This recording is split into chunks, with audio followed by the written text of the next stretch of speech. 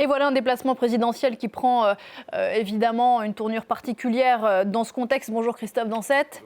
Cette visite est celle d'Emmanuel Macron dans l'Allier aujourd'hui avec une partie du gouvernement. Il va y présider, nous sommes mercredi, un conseil des ministres délocalisé et inaugurer une mine de lithium à Échassières, c'est près de Montluçon.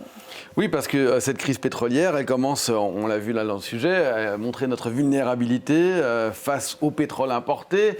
Ça relance avec des prix à la pompe en hausse, avec aussi parfois des pénuries. Ça relance donc les voitures électriques dont les ventes ont progressé de 70% au mois de mars par rapport au mois de mars l'année dernière. C'est dire la prise de conscience peut-être. Or, derrière la voiture électrique, eh bien, il y a la batterie et derrière la batterie, il y a pour une très grande majorité d'entre elles, en tout cas, du lithium. En allant à Échassières, Emmanuel Macron ne visite donc pas seulement le futur site industriel de cette mine de lithium, il met en scène une réponse française face aux nouvelles dépendances.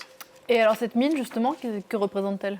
Alors c'est l'un des 150 projets qui aujourd'hui sont considérés comme les plus stratégiques en France. Baptisée Émilie, c'est une mine souterraine, 400 mètres de profondeur. Le groupe français Imerys veut y extraire et produire du lithium pour alimenter la filière batterie qui aujourd'hui est en partie située dans le nord de la France.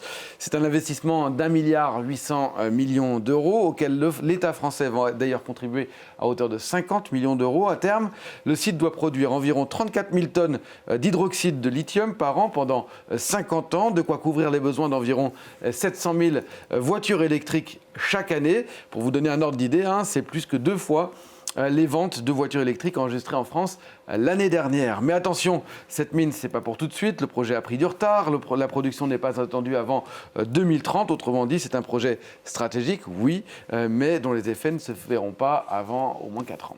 Le projet est soutenu par l'Union européenne ?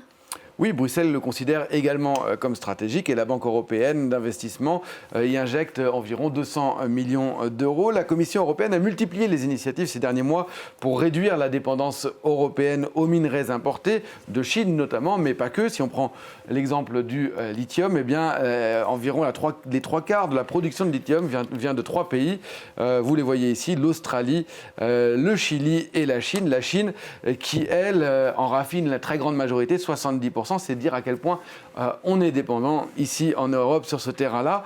Alors le plan Critical Raw Material Act qui avait été lancé en 2024 de l'Union européenne, il vise à extraire ici en Europe au moins 10% de la consommation annuelle de ces matières premières, d'en transformer 40% sur notre continent d'ici 2030 avec une partie aussi de recyclage. Le développement de mines comme celle d'Échassières s'inscrit donc pleinement dans cette stratégie. Elle est aujourd'hui la plus avancée en Europe. Il y a d'autres projets en France, notamment aussi en Alsace, mais aussi ailleurs en Europe, au Portugal, en Espagne, vous les voyez ici sur la carte, en Allemagne, en Finlande ou encore en Serbie. Le but à chaque fois c'est le même, bâtir une filière européenne qui soit plus autonome face à l'Asie, en particulier face à la Chine. Sauf que cette mine ne fait pas l'unanimité ? Non, elle suscite de vraies oppositions locales des habitants, des réunions collectives, des associations aussi, qui alertent notamment sur la consommation en eau, sur l'environnement, sur les nuisances, l'impact paysager. D'ailleurs, une partie de ces opposants compte le faire savoir, compte se faire entendre. Aujourd'hui en marge du déplacement du président. En clair, tout le monde veut la transition, mais personne accepte facilement, en tout cas, l'idée d'avoir une mine près de chez soi. Et c'est là que le dossier devient très politique, parce qu'il pose une question concrète. Jusqu'où est-on prêt à aller en Europe pour gagner en autonomie industrielle ? Les porteurs du projet, eux, veulent rassurer. Ils disent qu'ils donnent des garanties en matière de respect des normes environnementales.